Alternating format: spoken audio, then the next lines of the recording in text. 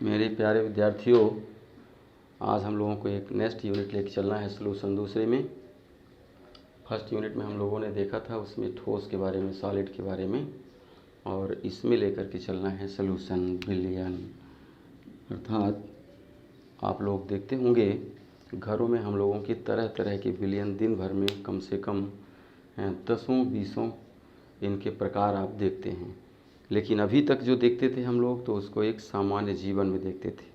अब जो देखेंगे हम लोग उसको अपने पढ़ाई की लाइफ में इसका क्या महत्व है और हमारे औद्योगिक संस्थानों में इसका क्या इम्पोर्टेंस है, साइंस इसको किस तरह से अध्ययन करके हम लोगों को बताना चाहता है, या इसके बारे में सभी टर्म्स को हम लोगों को देखना है। तो सबसे पहले नंबर में इसका हम लोगों का टॉपिक रहेगा सॉल्यूशन क्या है। तो इसमें सबसे पहले आप लेकर चलेंगे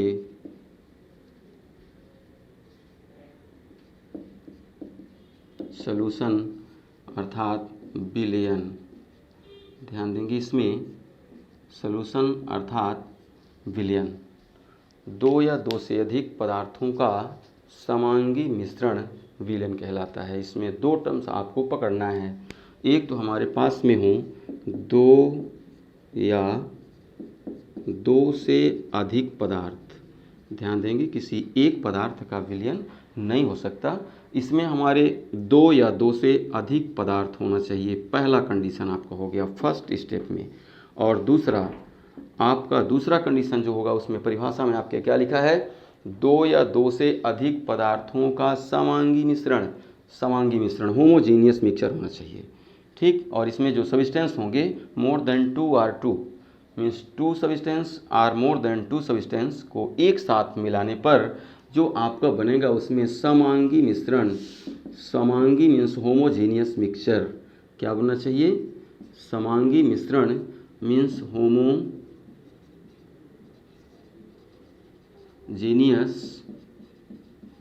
मिक्सचर, होमोजीनियस मिक्सचर होना चाहिए। अब हमको इन दोनों को समझना है। होमोजीनियस मिक्सचर का तात्पर्य हो गया कि आप जब सॉल्यूट एंड सॉल्वेंट को एक साथ मिक्सचर कर दें, अर्थात जब दोनों को एक साथ मिला दें, तो सामान्यतः इनको अलग आप ना कर पाएँ। जो फिजिकल मेथड्स हैं आपके, फिल्ट्रेट करके, इनको बिन करके, चूजिंग करके, आप इन सभी मेथड के द्वारा इनको अलग नहीं कर पाएंगे। इस तरह से हमारा बना हुआ जो सॉल्यूशन होगा, वो जो एक मिक्सचर बनेगा हमारा, अर्थात जो विलयन बनेगा, वो हमारा होमोजीनियस मिक्सचर कहलाएगा। ठीक, इस प्रकार हम लोग फिर से डिफिनीशन को इसके देख लेंगे। दो या दो से अधिक पदार्थों का समांगी मिश्रण विलयन कहलाता है, अर्थात two or more than two substance combined to each other and prepared a homogeneous mixture are called solution। Next देखेंगे इसमें सब्सटेंस कौन कौन से होते हैं। तो हम लोगों को ध्यान देना है इसमें सॉल्यूशन में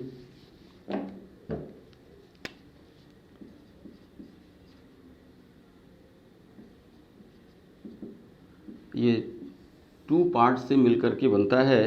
एक होता है इसमें सॉल्यूट और दूसरा होता है सॉल्यूशन, सॉल्वेंट। क्या होगा, सॉल्वेंट। अब ध्यान रखेंगे इसमें, सपोज कीजिए इसको बनाने के लिए या समझने के लिए हम लोग एक बीकर लेते हैं। इस बीकर में आप अपने घर में भी इसका प्रैक्टिकल कर सकते हैं, और मान के चलें कि हम लोग घर में हैं और उसका प्रैक्टिकल कर रहे हैं। इसमें से आपने सॉल्वेंट के लिए एक सामान्यतः जो आपके घर में उपस्थित है उसको ले लेंगे H2O अर्थात वाटर, और सॉल्यूट के लिए इसमें आप ऊपर से मिलाएंगे नमक जो सबके घर में उपस्थित है या NaCl। और देखेंगे आप कि जैसे NaCl को H2O के साथ पूर्णतः मिला देते हैं, तो मिलाने के बाद में यदि इनको हम फिल्ट्रेट करते हैं तो दोनों एक साथ निकल जाएंगे। अर्थात आप उसमें से नमक को चाहें कि हम फिल्ट्रेट कर लें तो ऐसा नहीं होगा। तो इस प्रकार से हम लोगों का ये बना हुआ जो मिक्सर होगा वो सॉल्यूशन होगा। इसमें मिलाया गया जो भाग होगा, जो कम मात्रा में होगा हमारे सॉल्यूशन में, वो हमारा सॉल्यूट होगा, और जो ज़्यादा मात्रा में होगा वो हमारा सॉल्वेंट होगा। एक मुख्य पहचान और भी आपको देखना है। ठीक, इसमें से दो प्रॉपर्टी किसी भी लिक्विड की होती हैं, एक उसकी फिजिकल प्रॉपर्टी और एक उसकी केमिकल प्रॉपर्टी। ध्यान रखेंगे, फिजिकल प्रॉपर्टी जो भी होगी वो सॉल्वेंट की होगी, केमिकल प्रॉपर्टी जो होगी वो सॉल्यूट की होगी। अर्थात यदि आप इसको देखेंगे तो जो स्टेज होगा सॉल्यूशन का वो हमेशा सॉल्वेंट पर डिपेंड करेगा, सॉलिड होगा, लिक्विड होगा और गैसेस स्टेट में होगा। फिर इसके बाद जो उसका ऑर्डर होगा, टेस्ट होगा या केमिकल रिएक्शंस जो होंगे वो सॉल्यूट पर डिपेंड करेंगे। तो इस तरह से सॉल्यूट और सॉल्वेंट ये दोनों ही मिलकर के सॉल्यूशन का निर्माण करते हैं। अब इसके बाद में हम लोगों को देखना है टाइप ऑफ सॉल्यूशन। तो इसमें से किसी भी सॉल्यूशन अर्थात विलयन को डिवाइड करने के लिए हमारे पास में दो बेस होते हैं। एक बेस होता है हमारे इसमें मिले हुए सॉल्यूट और सॉल्वेंट की फिजिकल स्टेट के आधार पर, और दूसरा होता है इसमें सॉल्यूट की क्वांटिटी के आधार पर। जब आप इनके क्वांटिटी के आधार पर लेकर के चलते हैं तो इसमें से ध्यान रखेंगे, आपने पहले भी देखा है, इसको 5 भागों में डिवाइड किया गया है। सबसे पहले आपको आता है तनु विलयन, तनु विलयन सैचुरेटेड सॉल्यूशन।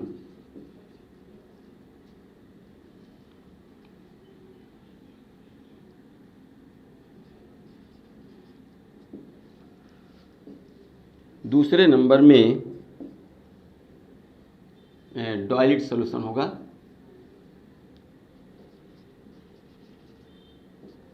Dilute solution.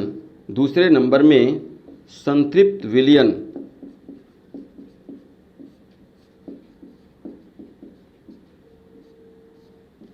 इसमें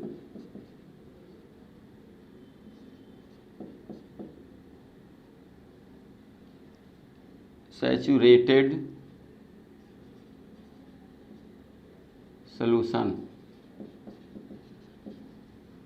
थर्ड नंबर में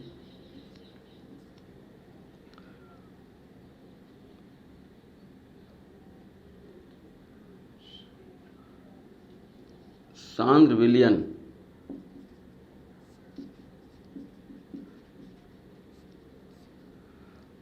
कॉन्सेंट्रेट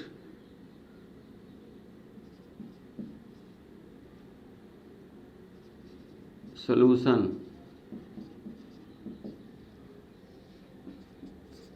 अगला, अब इसमें से ध्यान देंगे, जैसे हमने संतृप्त विलयन लिया है तो इसमें 3 अवस्थाएं होती हैं, अर्थात 3 मुख्य स्टेज होंगे, संतृप्त, असंतृप्त, अतिसंतृप्त, अर्थात सैचुरेटेड, अनसैचुरेटेड, सुपर सैचुरेटेड। तो इसमें से एक आ जाता है असंतृप्त, असंतृप्त विलयन, अर्थात जब संतृप्त नहीं रहता, अर्थात इसको आप कहेंगे अनसैचुरेटेड सॉल्यूशन। और नेक्स्ट वीडियो में आपका मैं नेक्स्ट स्टेप में इसके रहेगा अति संतृप्त, अति संतृप्त विलयन, अर्थात सुपर सैचुरेटेड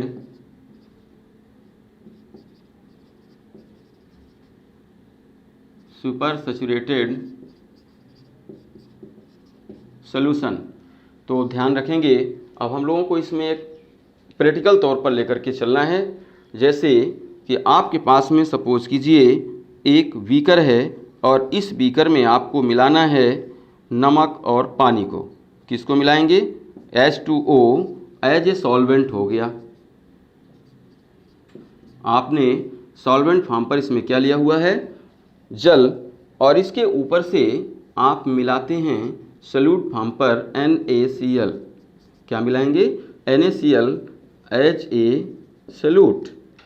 अब इसमें आपको ध्यान देना है ये पांचों फेज कैसे इस सॉल्यूशन में आते हैं। तो सबसे पहले जब इसमें से हमने 100 ml, सपोज कीजिए 100 ml हमने लिया है वाटर, 100 ml वाटर में जब आप 1-2 कण भी मिला देंगे तब भी सॉल्यूशन होगा, यदि उसमें ज़्यादा मात्रा मिलाएंगे तो भी सॉल्यूशन होगा। तो इस तरह से जैसे इसमें मान लीजिए आपने मिलाया 2 ग्राम, 4 ग्राम, 5 ग्राम अर्थात कम मात्रा में मिला दिए तो इस तरह से जो सोल्यूशन बनेगा वो डाइल्यूट सोल्यूशन बनेगा। कौन सा सोल्यूशन बनेगा? डाइल्यूट। अर्थात जब हमारे सॉल्यूट की क्वांटिटी सोल्यूशन में सॉल्वेंट की अपेक्षा बिल्कुल लो हो, बिल्कुल ही कम हो, तो उस कंडीशन में हमारा जो सोल्यूशन होगा वो डाइल्यूट सोल्यूशन कहलाएगा। क्या कहलाएगा? वो डाइल्यूट सोल्यूशन।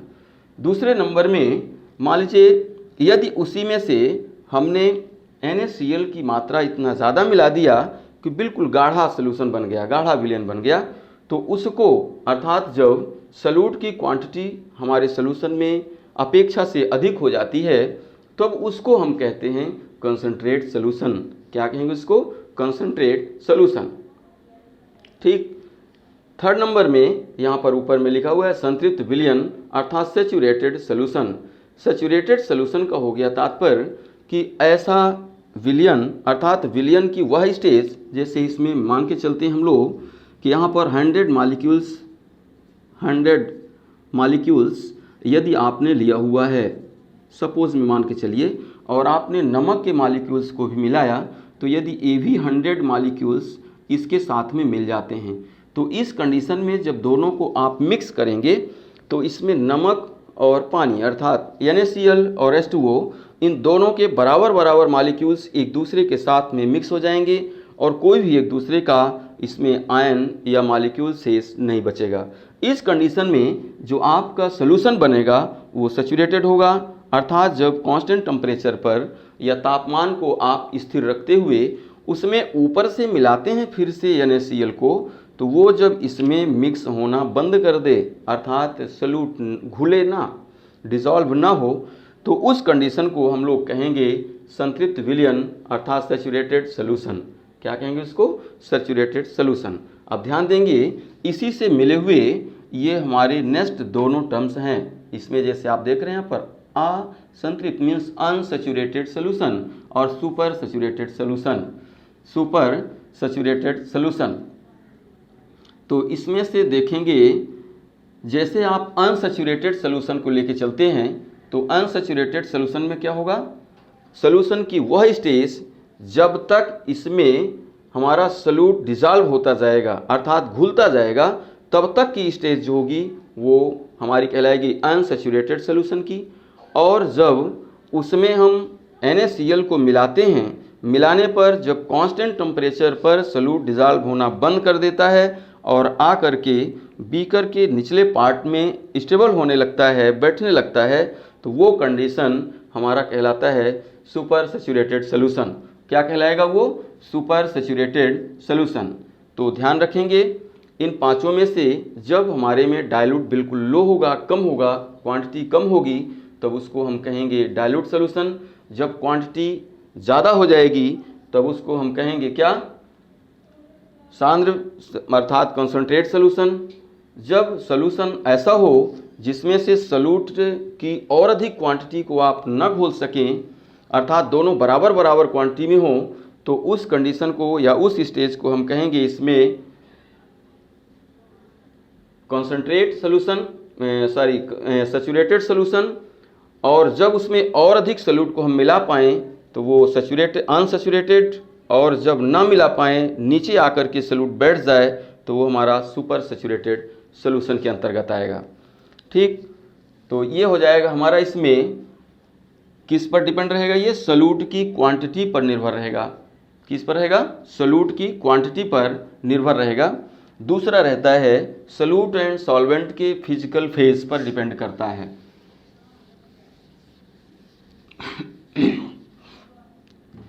तो इसमें से देखेंगे टाइप तो इसके ज़्यादा हैं लेकिन आसान भी बहुत हैं। जैसे आप मान के चलेंगे इसमें यहाँ पर फेज के आधार पर सॉल्यूशन के टाइप रहेंगे।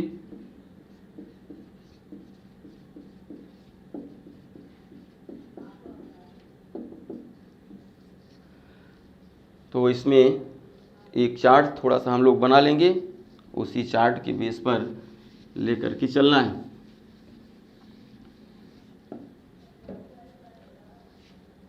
यहाँ से हो जाएगा इसका सीरियल नंबर, इसमें हो जाएगा सॉल्यूट ये हो जाएगा सॉल्वेंट स्टेज, और यहाँ पर आपको एग्जाम्पल लेके चलना है।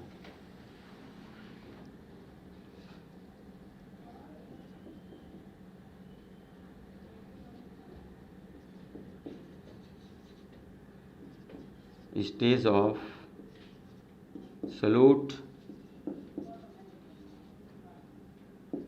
स्टेज ऑफ सॉल्वेंट,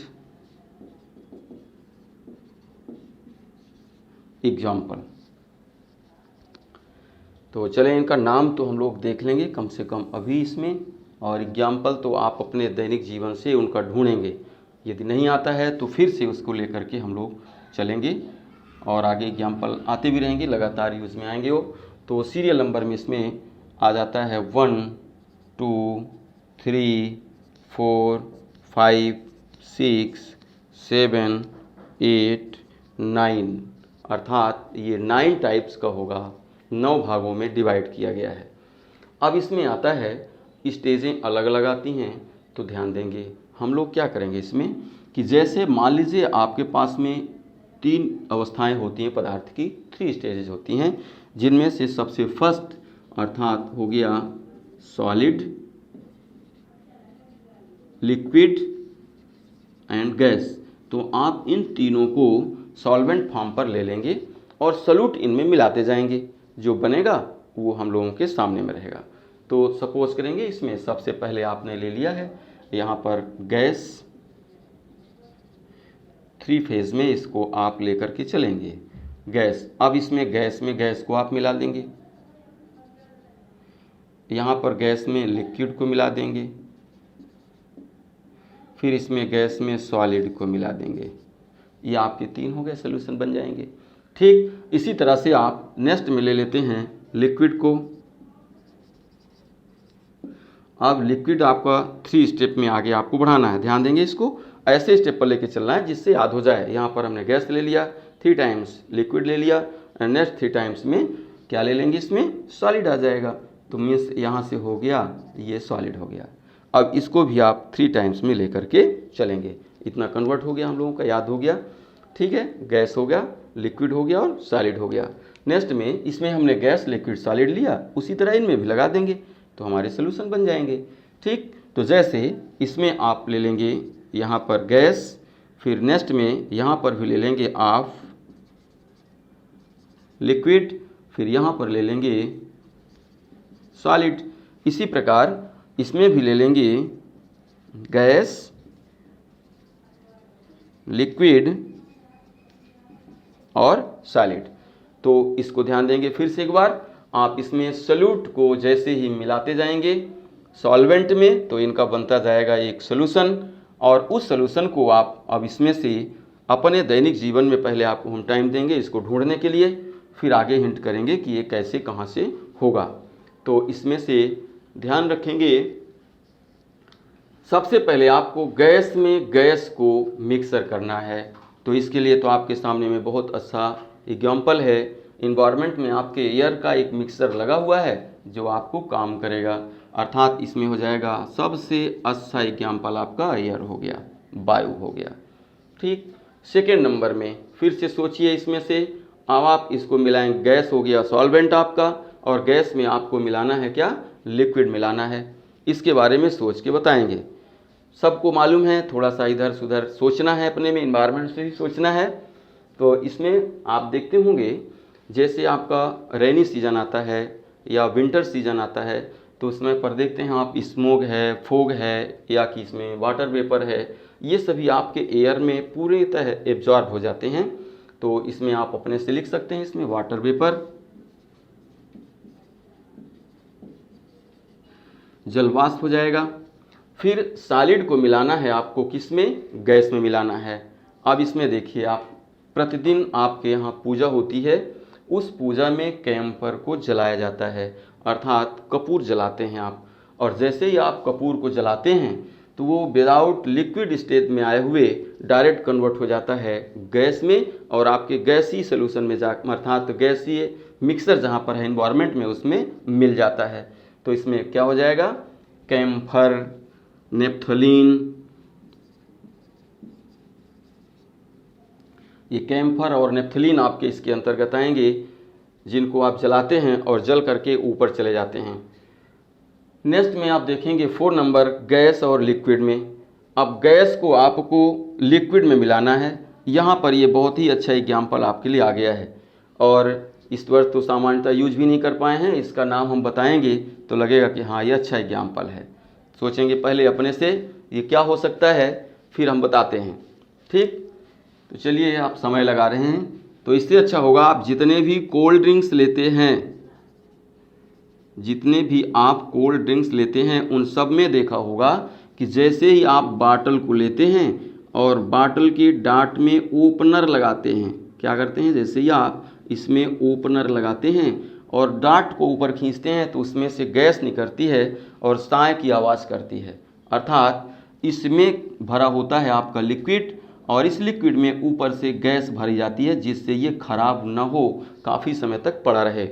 ठीक, तो इस तरह से आपके कोल्ड ड्रिंक्स के बाटल जो हैं उनमें से फिलअप होता है क्या, लिक्विड में गैस को प्रेशर के साथ भर दिया जाता है, इसलिए जैसे ही आप यहाँ से लगाते हैं ओपनर डायरेक्ट निकल जाता है। नेक्स्ट हो जाएगा लिक्विड को लिक्विड में। तो इसमें से तो आपसे बनता है, लिक्विड में लिक्विड है तो ये हो जाएगा मिल्क प्लस वाटर, अर्थात वाटर में मिल्क को मिला दीजिए, बन जाएगा। फिर यदि अल्कोहल में वाटर मिला दीजिए तो भी बन जाएगा। ठीक, तो इस तरह से ये एग्जाम्पल हो जाता है। नेक्स्ट हो गया इसमें 6, सॉलिड को मिलाना है लिक्विड में। अब ये भी तो अच्छा है, यहाँ पर आपने ले लिया है NaCl और प्लस H2O, अथवा फिर इसी में आप ले सकते हैं शुगर और प्लस H2O, अर्थात जो भी आप शरबत बनाते हैं तो उसमें क्या करते हैं, H2O में NaCl को मिलाएंगे अथवा H2O में शुगर को मिला रहे हैं, तो ये सभी जो भी हमारे सोल्यूशन बनेंगे तो क्या होंगे, लिक्विड में सॉलिड को मिलाने वाले होंगे।